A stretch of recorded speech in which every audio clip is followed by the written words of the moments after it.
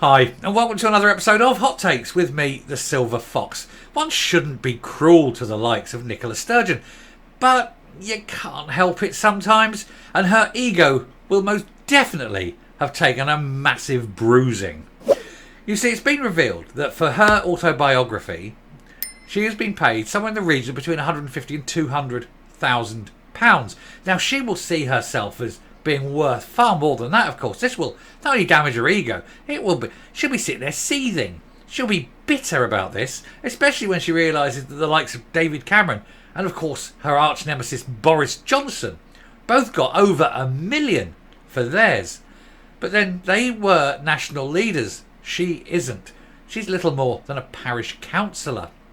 And that's why she's not getting as much. And it will drive her mad. But it means that we, of course, can sit there and laugh and ridicule her. She thinks that she's going to actually sell enough books that she'll make that 150,000 back. I think the publishers are on a hiding to nothing. Not many people will want to read about Nicola Sturgeon. But we will take a look at this and see what's going on. Because, of course, within a month of it being published, it'll be found remaindered at 50p. Can't get rid of it. It'll be the most dropped book. People will buy it and then go, and put it back. And it'll be left embarrassingly. Oh, I'll just leave it there and then walk away and hope nobody questions me. Fancy reading about her life. God help us. Anyway, we'll take a look at this article, see what's going on, and see why she is going to be so bitter when she realises how little she's worth. Here goes. So, Nicola Sturgeon's publishing deal dwarfed by Boris Johnson's, as ex-SNP leader lacks the star power of former PMs on world stage. And of course that's the case. But reading that will absolutely bring her deep, deep misery. And so it's brilliant. The former First Minister reportedly had 9 publishers battling for her signature, but she does not have the global recognition of Boris or David Cameron. I mean, here's an idea of how arrogant she is. Look, they're supposed to be meeting. He's offered his hand. She can be barely, I'm not even going to look at you. Oh, just, hand out, hardly touching him. Looking at the other hand as though she's holding a human turd. She's just like that. She's an absolute psychopath. She has no humanity in her. She's got no compassion. She's got no way of functioning as a human being. And the way she treats people with utter contempt. And this is why nobody is going to be buying this book. Anyway, Nicola Sturgeon's book deal for her memoirs could be under a fifth less than the amount publishers forked out for Boris Johnson's, is being revealed. The former SNP leader confirmed this week that she was working on her memoirs, having stepped down as First Minister earlier this year. Well, stepped down before thrown out is basically it, isn't it? But it appears that while a number of publishing giants were keen to sign Miss Sturgeon up, they weren't willing to break the bank in the same way that they did for former Prime Ministers. According to the Sunday Mail, the deal is worth between £150,000 and £200,000. In contrast, both Mr Johnson and David Cameron were rumoured to be paid around £1 million for theirs. Miss Sturgeon, who led the Nats for over 8 years, inked a deal with Pan Macmillan for an autobiography, and this book will be panned. It's about her life in politics as well as before she entered the public arena. Well, we all want to know about entering the pubic arena. That'll be an interesting thing, but I bet we don't hear too many stories. I don't think she's going to be telling the truth. I think she'll be edited highlights, sanitised. There'll be very little truth and revelations in it. It was reported that 9 publishers had hoped to grab her signature, although critics were less impressed given her previous habit of not recalling things. While the cost of the deal has not been made public, the Sunday Mail says high-placed sources say it was around 150, but could possibly be as high as £200,000. But Pan Macmillan has been very secretive about the whole thing. I don't blame them. They don't want to be seen by other people in the publishing community as offering her more than it's worth, and people ridiculing it. I don't know about 150,000 to 200,000. 150 to 200 pounds max, I think, would have been the correct figure. One insider added, the other publishers who lost out are also completely silent on it, as they won't want it known publicly that they lost. However, the chief executive of publisher Story Terrace, Rutger Bruning, suggested Miss Sturgeon lacked the star power of former Tory MPs. She has no star power. She has no charisma. She's got nothing about her that people find attractive. There is nothing. She said, given the fact that, perhaps surprisingly, this was a 9-way auction, I'm going to assume that the deal is probably somewhere in the low 6-figure range. Unlike Boris Johnson or David Cameron, he said, both rumoured to have received $1 million or more for their memoirs. I don't feel Nicola Sturgeon has a global recognition of the two former PMs that would compel the same international level of interest. Nobody cares about her.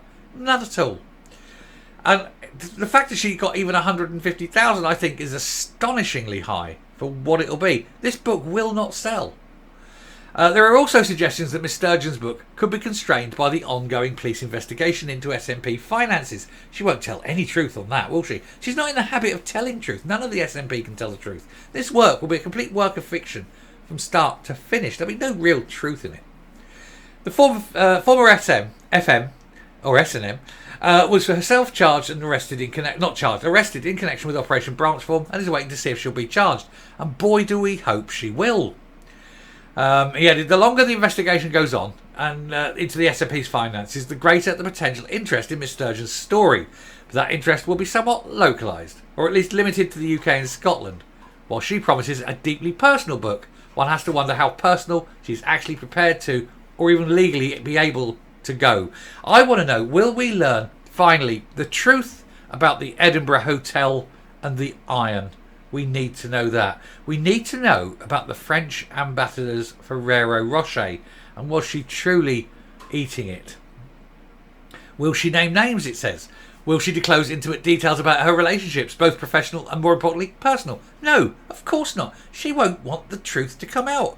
Like everything with the SNP, the truth is dangerous for her. From a legal perspective, come in the middle of an ongoing criminal investigation, how much will her lawyers allow her to disclose? If criminal charges are filed, the public interest could increase, especially if she herself is more directly implicated. A spokeswoman for Sturgeon told the Sunday Mail she would declare her earnings with the Scottish Parliament's Register of Interests. Well, she says that, but then she says a lot of things, and I don't believe any of them. But I think she's been massively overpaid for it. And she's never going to name names. She isn't going to get there and tell people what this is and what that and the relationship she's had. She's not going to do it. She's quite incapable, because to open up like a human being first requires that you're a human being. To have human interactions requires that you're not an absolute psychopath. Anyone who reads this book is going to see tissue of lies buried beneath more lies. There'll be spin doctors pushing this and changing words there, and it'll all be basically a hagiography of herself, making herself to be the greatest human that ever lived, across between, St Francis of Assisi and the Virgin Mary, all rolled into one. She's cured cancer, she's brought babies back from the dead. That'll be the sort of book this is, when she's none of those things. She is a lunatic, a psychopath, and she's quite evil. And I want to know also in this book, will she tell the truth about COVID? Will she say what she agreed to? Will she agree to admit to the various rumours that are going around regarding what she did and how many deaths that she may have caused by her policies? We won't see any of that. Of course not. The woman doesn't want to go to jail for the rest of her life. It's all a book of crap, isn't it? It's utter fiction written by a liar. £150,000? £1.50. Gonna come up.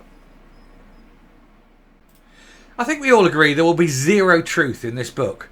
There can't be anything else.